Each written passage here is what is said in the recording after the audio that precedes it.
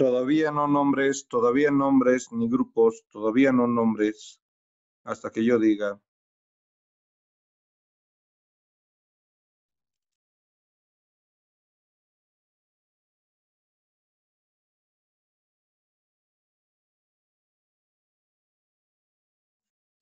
Todavía no nombres, todavía no nombres, todavía no coloquen nombre.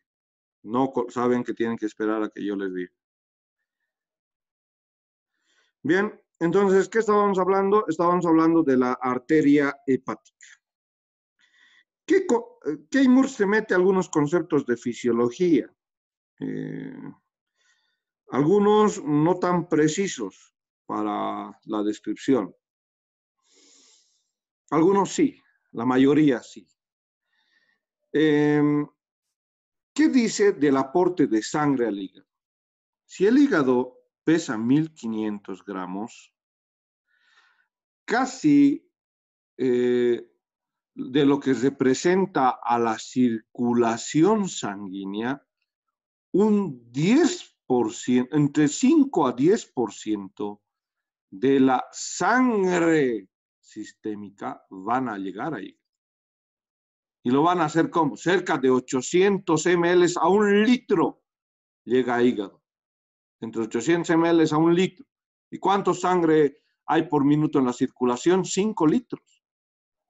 Entonces, por eso es el 20%. Entre el 20% llega de sangre al hígado. ¿Por dónde llega esa sangre? Un 20 a 25%, 25% de sangre lo llega a través de la arteria hepática. Pregunta de examen. Entonces, la arteria hepática solo le aporta 20 al 25% de la sangre que recibe hígado. Más claro no podría ser. 20 a 25%. ¿Quién le aporta el otro 75 a 80%? ¿Quién le aporta? Le va a aportar la vena porta. Le va a aportar la vena porta.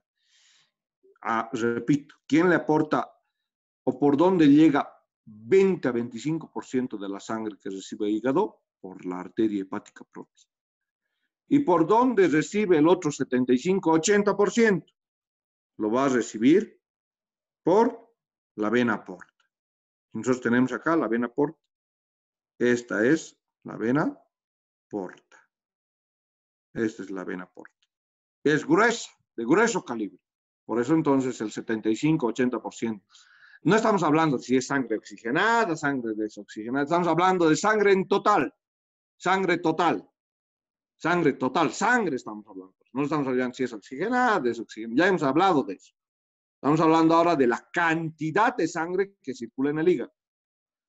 Si estamos diciendo entre 800 ml a 1000 ml, wow, entre el 20% de la circulación llega al hígado. Un hígado que tiene bastante sangre. Cuando hay trauma hepático, preocúpense. Cuando hay trasplante hepático, lo que más nos preocupa es el sangrado. ¿Por qué? Porque el paciente se puede morir de sangrado. Tanto el que dona como el que recibe, ¿no? Entonces, ¿por qué? Porque es una estructura con mucha vascularización, mucha sangre, muchas ramas arteriales y muchas ramas venosas. Eso para el sistema de irrigación y drenaje. Para el sistema de inervación, ¿quién le da la inervación al hígado? Acá esto se llama plexo celíaco, cuando ya hablamos de dos conceptos. ¿Cuáles son los dos conceptos? Rojo, mis nervios abdominopélvicos o esplácnicos. Plácnicos, ¿no? ¿Cuáles esplácnicos? El mayor y el menor.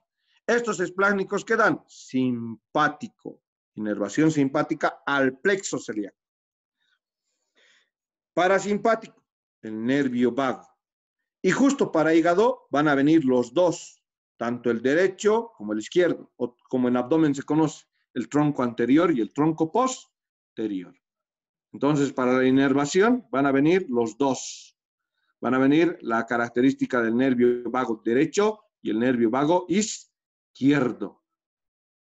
Justo como los viene inervación simpática y parasimpática a esto que es el plexo celíaco, se va a formar un propio plexo para el hígado. Quiere decir, a través de sus arterias de la hepática propia, hablamos de un propio plexo, rama del plexo celíaco. Plexo celíaco que tiene ramas simpáticas, esplácnicas, abdominopélvicas, mayor y menor, y recibe del vago fibras parasimpáticas. Entonces, esto es el plexo celíaco. Y el plexo celíaco origina esto que se llama plexo hepático, que está juntamente con la arteria hepática propia del hígado. Y ese es el que está viniendo con inervación simpática y parasimpática proveniente del plexo celíaco. Muy bien, tenemos un sistema de drenaje, ojo que antes de pasar a linfáticos, el parasimpático es el que tiene estimulación sobre la producción de bilis, de secreción de bilis. Entonces, cuando ustedes hablen del parasimpático, el nervio del estrés, ¿por qué? Porque cuando la persona se estresa, se tensiona, realmente produce efectos fisiológicos. El vago va al estómago y ¿qué va a producir? Gastritis, inflamación de la... Todavía no nombre ni grupo. Entran y colocan nombre y grupo. No, para la segunda parte no se coloca nombre y grupo hasta que el doctor allá la diga. Bien, entonces decía, el vago, ¿qué va a hacer en el estómago? Va a llevar descargas eléctricas. Y peor todavía cuando la persona está tensionada, estresada. No, pues cuando uno es estudiante no tiene por qué estresarse, tiene que estar estudiando, tiene que relajarse, estudiar es divertido, no preocuparse por los exámenes. El doctor Ayala pregunta lo mismo que explica en la teórica. Entonces, no, si he ido a la teórica, ¿por qué me voy a preocupar? Ahora sí no he ido. Bueno. Entonces, he asistido a la teórica. Ahí está el vago, estimulando la secreción gástrica. El mismo vago estimula la secreción biliar, hace producir bilis. Entonces, cuando ustedes reniegan o tienen un cólico, realmente a las personas les da un cólico biliar, ¿no? ¿Por qué? Porque a raíz del vago se produce mayor secreción biliar y mayor motilidad de las vías biliares que vamos a hablar ahora. Entonces, el caso de ayer, paciente de 46 años, ya lo había visto al mismo paciente el día domingo. Pero un paciente no puede tener solamente un diagnóstico. Puede tener 1, 2, 3, 4. Y su sintomatología no ser tan precisa, ser una sintomatología difusa, que no les lleve a un diagnóstico preciso sin antes tener la ayuda de laboratorios y ecografía. Ayer domingo, al día antes de ayer, difícil que el paciente encuentre una ecografía. Claro, ya en el médico tiene que existir la sospecha de que pueden ser dos cosas. Mi primer diagnóstico, gastritis para el paciente. Gastritis aguda. Segundo diagnóstico, ¿qué le puse? Le puse Viadil, por eso ustedes tienen que estar preparados para todo. Ahí que se contraten enfermeras, el médico. Bueno, pueden tener diferentes especialidades, pero tienen que saber hacer. Médico que no sabe hacer, especialista y todo, y que no sepa realizar un procedimiento, ¿cómo habrá llegado a su formación? Ahí está. Y en eso se busca. La universidad les va a dar una formación. Pero hay algunos cursos, algunas cosas que ya es iniciativa, porque no está en el pénsul enseñarles a colocar inyectables. Porque eso es función de personal de enfermería, en teoría, dentro del pensum, del programa. Ustedes pueden, pues, aprender a hacer eso. ¿O no pueden? Si les gusta, les apasiona la medicina. ¿Y qué necesitamos para colocar, pues, un inyectable? Necesitamos ciencia, necesitamos práctica. Y ahí hay cursos de colocados de inyectables, cursos de emergencias. Ustedes se añaden, pues, a un curso. Ahora los virtuales también sirven. Entonces, ahí está la característica, por si acaso. Algo es su pénsul y otra cosa es lo que yo quiero formarme. lo que me gusta, y para eso se hacen cursos de actualización, de formación continua, en todas las universidades, en todo lado pueden ustedes buscar. Ahí está vago, entonces produce gastritis, les decía mi primer diagnóstico, y el otro diagnóstico, colecistitis aguda, en estudio. ¿Por qué en estudio? Porque tengo que tener mi clínica me manda, tiene dolor difuso, pero tengo que tener una ecografía. El paciente justo se hace el día de ayer la ecografía, da colecistitis aguda, la vesícula completamente inflamada y con la presencia de uno y un cálculo de gran tamaño, aproximadamente de 2 centímetros el cálculo. Eso es grande para el cuerpo. Bien, entonces, ¿qué hemos hecho en la tarde? A entrar al quirófano, cirugía, sacar la vesícula. Esa vesícula ya no sirve, inflamada. Y inflamación a repetición, 3 episodios en menos de 3 meses ha tenido que pasar. Y episodios fuertes. Entonces, van a buscar esto. Colecistitis aguda. Eso es la segunda. Ya les he dejado una pregunta. Ahora acá está la otra. Y la repito 3 veces. Cuidado que me digan cuál pregunta era, porque la repetí 3 veces. En su momento. Acá está. Colecistitis aguda, la segunda pregunta. Colecistitis aguda. Ya lo estoy repitiendo 3, 4 veces. Colecistitis aguda, la segunda pregunta. ¿Sí? Y justo vamos a empezar a hablar de eso, de vasos linfáticos. Antes de ir a los vasos linfáticos, nódulos linfáticos. La parte del hígado tiene una parte de circulación linfática externa e interna.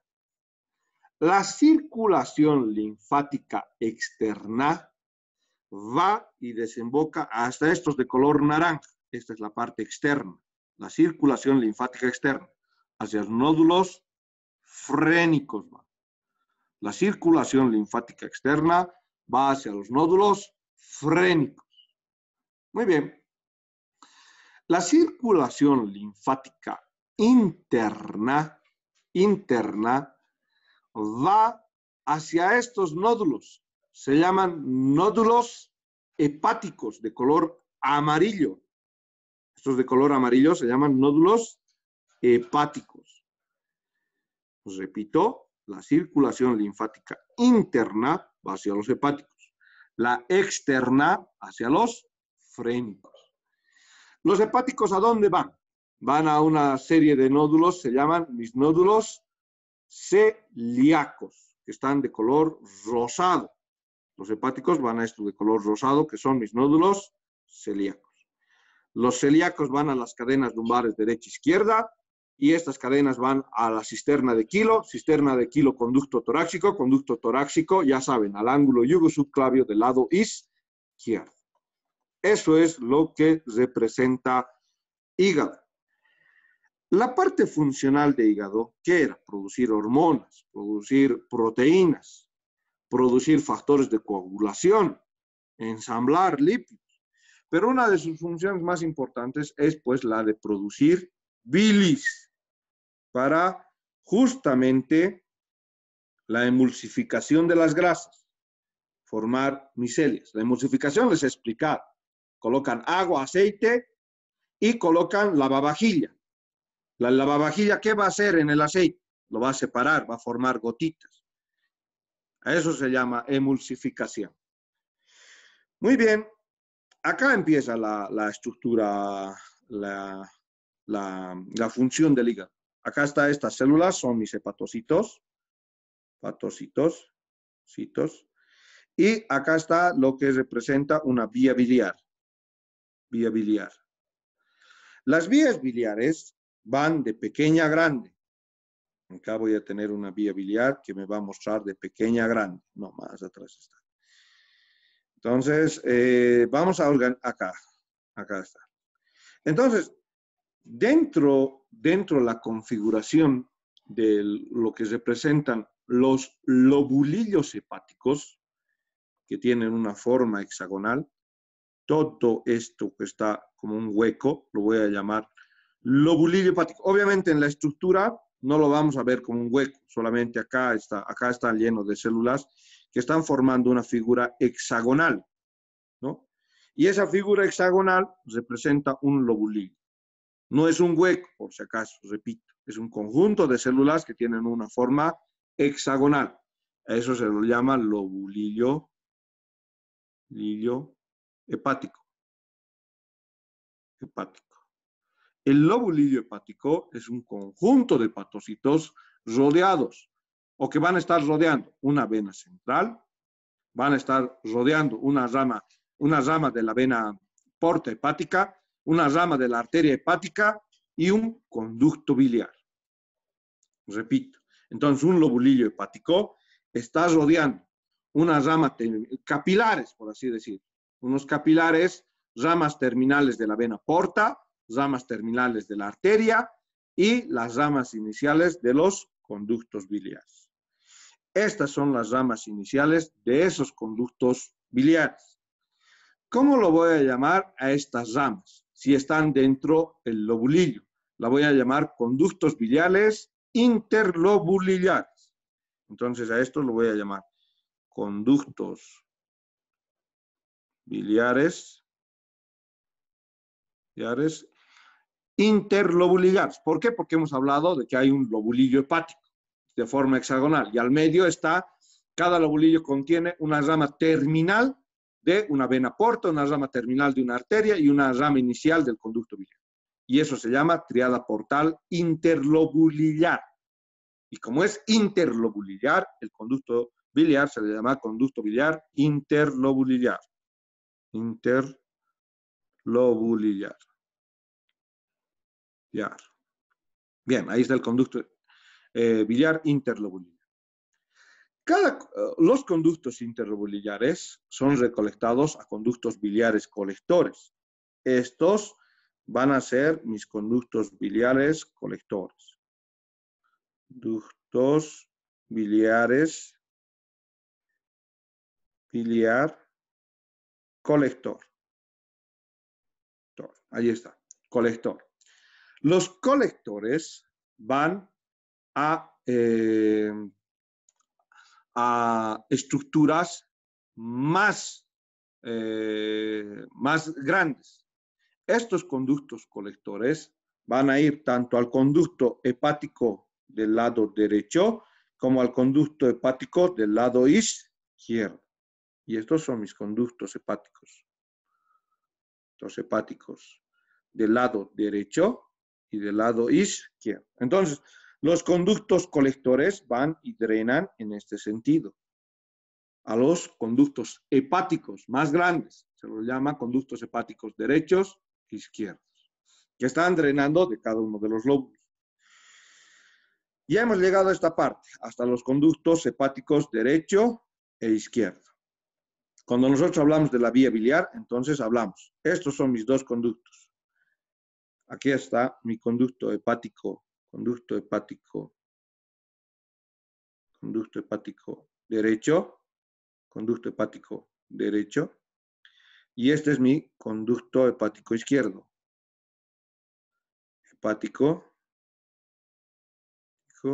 Izquierdo. Ahí está mi conducto hepático derecho y el izquierdo. Cuando los dos conductos, ¿desde dónde hemos visto? Desde los interlobulillares, los conductos colectores y los conductos hepáticos derecho e izquierdo.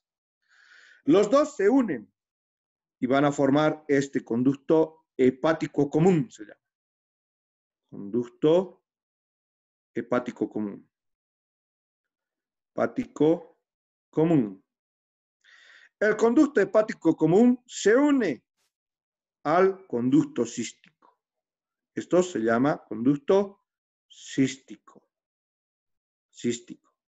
El cístico y el hepático común se unen, hepático común y el cístico se unen y van a formar este conducto que ustedes ya lo conocen. Se llama colédoco. Ahí está el conducto colédoco. La unión del hepático común y del conducto cístico.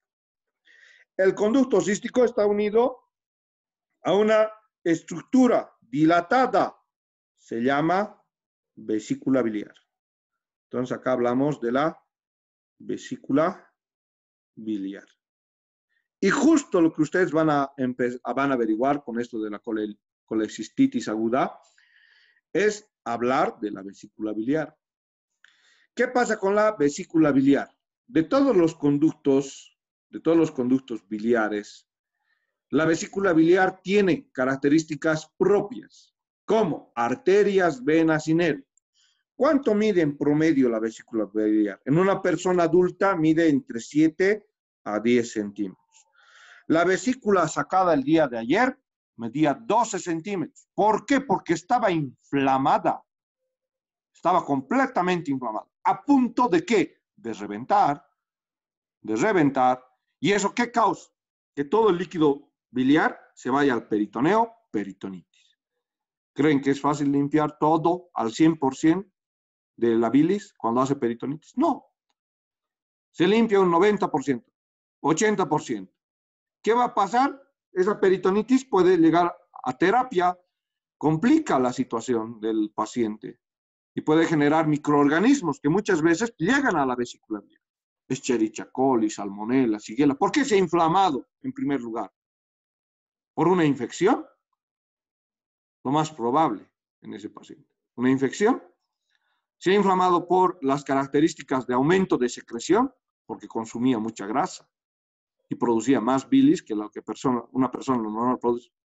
¿Cuánto producimos día de bilis? 0.5 litros, lo mismo que es 500 ml, excepto el doctor Ayala. ¿Por qué? Porque él produce 1 litro. Sus estudiantes a veces no estudian, reniegan. Entonces, ahí está la excepción de la regla. Mentira, es una broma por si acaso. 0.5 litros produce una persona. ¿Quién sabe? Tal vez sí produzca 1 litro. No es que sea renegón, pero ahí están las características. ¿Cuánto? Esto es lo que se produce. ¿Quién produce bilis? El hígado produce bilis. Y el hígado produce 500 ml. La vesícula biliar solo sirve para almacenar bilis. ¿Cuánto de bilis almacena? Solamente 50 ml de bilis. Solamente 50. La bilis de ayer del paciente, ¿cuánto debía estar? Debía estar con 80 ml de bilis. Solo almacena 50 ml de bilis. Tiene 3 porciones, igual que el estómago. Esto se llama fondo, esto se llama cuerpo, y esto se llama cuello. Cuello. Ahí está. Fondo, cuerpo, cuello. Fondo, cuerpo, cuello. La característica de cada uno de los segmentos. El fondo es ancho y está relacionado con el noveno cartílago costal. Ya van 2 preguntas. ¿Qué les he dicho? Colecistitis aguda. Y ahora van a buscar el punto de Murphy. Punto de Murphy. Punto de Murphy. ¿Para qué me servirá el punto de Murphy? Ahora que estoy hablando de fondo de la vesícula biliar. ¿Tendrá alguna relación anatómico-clínica el punto de Murphy? Sí. Porque gracias a que saben el punto de Murphy y desde primeras etapas, ¿qué aprenden? No solo aprenden anatomía, tienen que enseñarles medicina. Porque al fin y al cabo, mañana, ¿qué van a hacer? Medicina. Entonces, ahora ya familiarícense con el punto de Murphy para la colecistitis aguda. Bien, entonces tenemos esto que representa, hemos dicho, el cuello. El cuello, eso en relación al fondo, para que ustedes alguna vez palpen. El fondo es el que se puede palpar con el punto de Murphy. Miren el cuello, tiene una forma de S. Todo esto que representa el cuello tiene la forma de S. Y se une obviamente al conducto cístico. El cuello va a tener una característica tipo válvula que dosifica la salida de bilis. Una válvula. La mucosa del cuello forma una válvula en espiral, tal vez no citada en Keimur, que dosifica la salida de bilis. Muy bien, vayamos a hablar de este otro conducto. Este es el conducto cístico. ¿Cuánto mide el conducto cístico? De 3 a 4 centímetros mide el conducto cístico. La mucosa, el conducto cístico se va a unir a la característica del hepático común y van a ir a formar lo que hemos dicho, el colédoco. Ya lo estamos repitiendo 3 veces con esto, colédoco. ¿Cómo se forma el colédoco? Conducto cístico y conducto hepático común. ¿Quién llega al conducto cístico y a la vesícula biliar? Va a venir una arteria, se llama justamente la arteria cística. Miren lo que hace esta arteria, aquí se ramifica, hace esto. Esta es la arteria cística. ¿Rama de quién? Generalmente de la hepática derecha. Rama generalmente de la hepática derecha. Miren este triángulo y mírenlo bien. ¿Por qué? Porque ayer el cirujano ha tenido que visualizar este triángulo, que es un triángulo quirúrgico, y está en Keimur. Se lo llama triángulo cistohepático o de Calot. Triángulo cistohepático o de Calot. Sí o sí, hasta este punto les voy bueno, hasta vías biliares, hasta lo que avance, hasta donde avance hoy, es lo que les voy a preguntar en la tarde, en la parte práctica.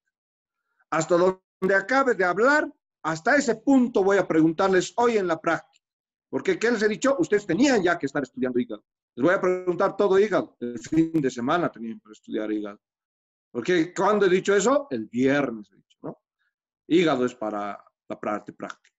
Es que ya estudien hígado. Y les puede tocar a cualquiera, ya saben. Ahí está el triángulo de Calot. Límites del triángulo de Calot o triángulo cistohepático. Con los dos nombres. Límite superior, borde del hígado. Ahí está, borde hepático. Límite lateral, acá de color rojo, el límite lateral. Lateralmente, esto es superiormente el borde hepático. Lateralmente, el conducto cístico.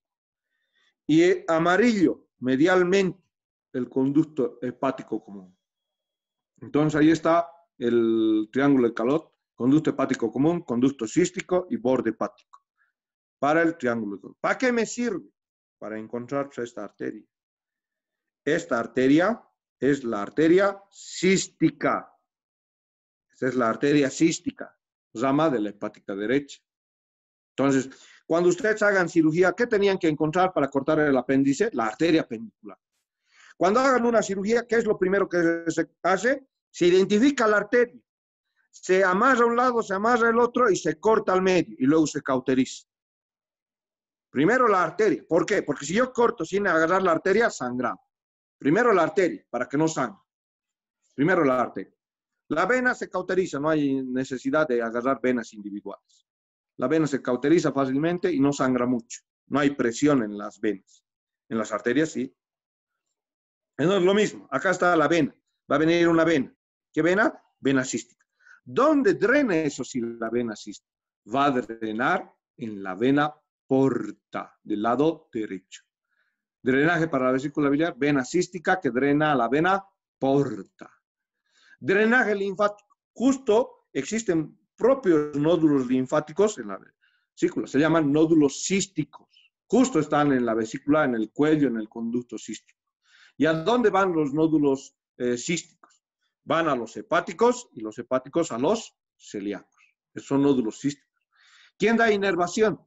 El mismo nervio plexo hepático a través rama del plexo celíaco, con fibras simpáticas y parasimpáticas.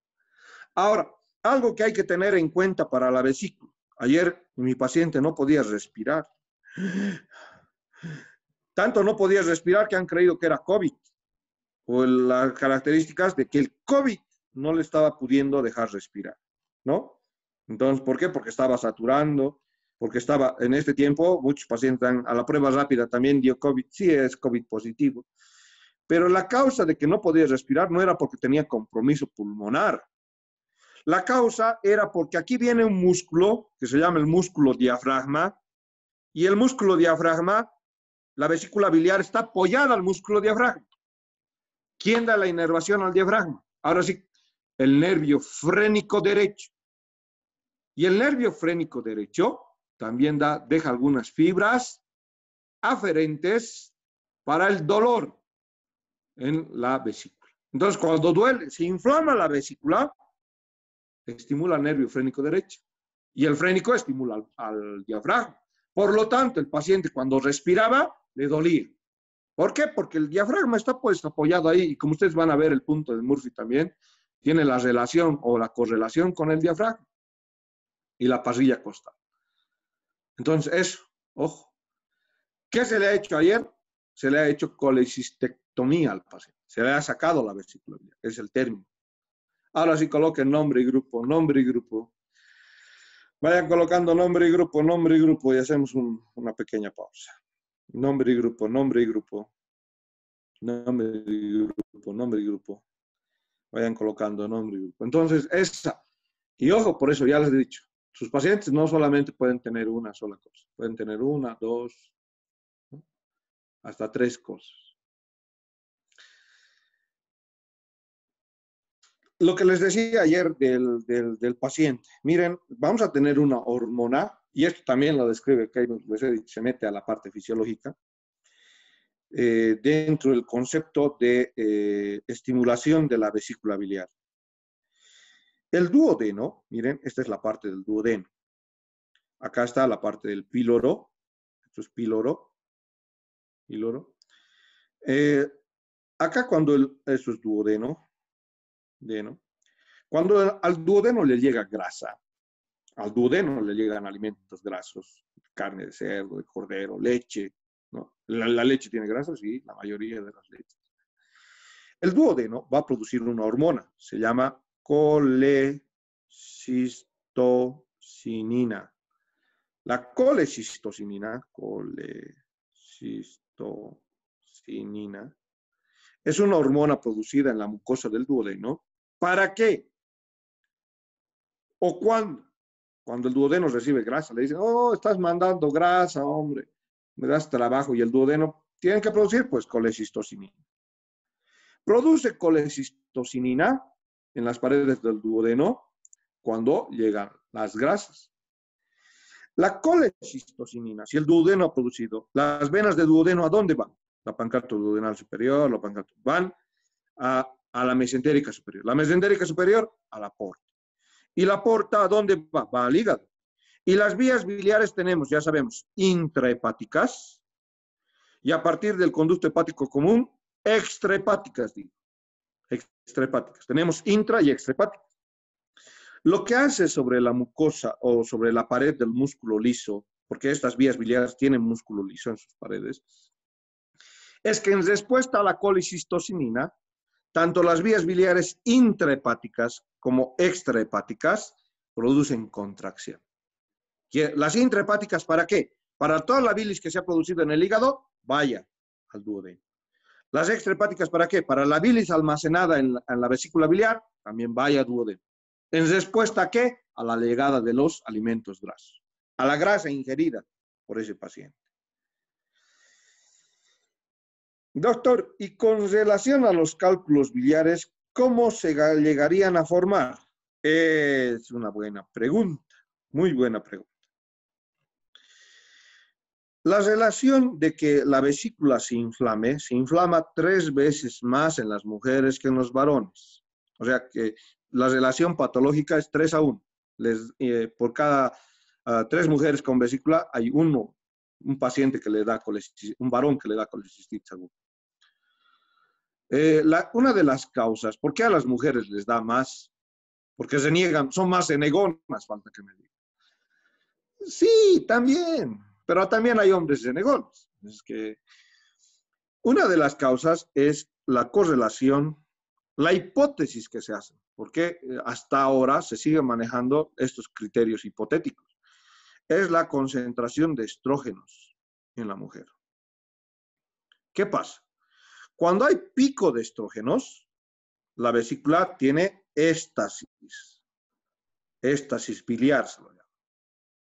¿Bien? ¿Qué es la éstasis? Se detiene el tránsito, se para, se detiene la contracción de la vesícula biliar. Cuando hay éstasis y se detiene, entonces acá la bilis tenía que estar en movimiento. Entonces, si hay éstasis, se queda almacenada. ¿Por qué? Porque la bilis de manera directa se puede quedar aquí, va a avanzar la otra. La que está almacenada en la vesícula biliar es la que me preocupa. Produce éstasis. Esa éstasis, si ustedes ya van a llegar a fisiología y van a ver que la bilis tiene calcio, tiene colesterol, la misma secreción de bilis, algunos desechos, y pueden existir microorganismos. Esa sola éstasis va a permitir que estas moléculas de colesterol, calcio, se unan cuando se detiene el tránsito de la vesícula. Y eso forme un cálculo. ¿Cuándo la mujer tiene más concentración de estrógenos? ¿En qué momento? Con los hijos, pues cuando se embarazan. Por eso cada hijo es un cálculo. ¿No es cierto? Por su culpa de ustedes, su madre tiene un cálculo. Es un decir, es una broma. Entonces, hay alta probabilidad de que las mujeres que se embarazan desarrollen cálculos. ¿Por qué? Por el aumento de concentración de... Eso no quiere decir que el 100% de mujeres que se han embarazado tienen cálculos. No. Hay alta probabilidad de que las mujeres que se embaracen desarrollen cálculos biliares. Entonces, ¿por qué? Porque tienen más estrógenos y eso produce la éstasis. Otro concepto, llegan microorganismos. Aquí en el duodeno llegan. ¿Ustedes qué se comen? Se comen sus tucumanes en la cancha o en lugares, se comen un pollito en la calle. Ahí está la Escherichia coli, la salmonella, la shigella, distintos microorganismos que no se van a quedar pues solamente en el duodeno. Van a ascender, se van a ir por otro lado. Y muy probablemente mi paciente de ayer también haya tenido eso. Ha ingresado el microorganismo hasta la vía biliar y ¿qué pasa? Aquí se reproduce e inflama la vesícula. Entonces, muchos de los microorganismos, Shigella, salmonella, ¿ya? Entonces, tienden a producir la inflamación. Pero a veces, no conforme con eso, los microorganismos están ahí como residuos, son eliminados a veces, son como sustancias de desecho, nomás se quedan una colonia, el cuerpo con su sistema inmunológico los ha destruido, pero las sustancias de desechos de esos microorganismos pueden llegar acá y producir la aparición de cálculos. Parásitos, se han visto que parásitos también pueden llegar por esta vía y llegar hasta la vesícula biliar. Hay distintos tipos de parásitos, desde la ameba, giardias, hay el mitos que ustedes van a describir y produce eso. Hay otra pregunta. Si es un cálculo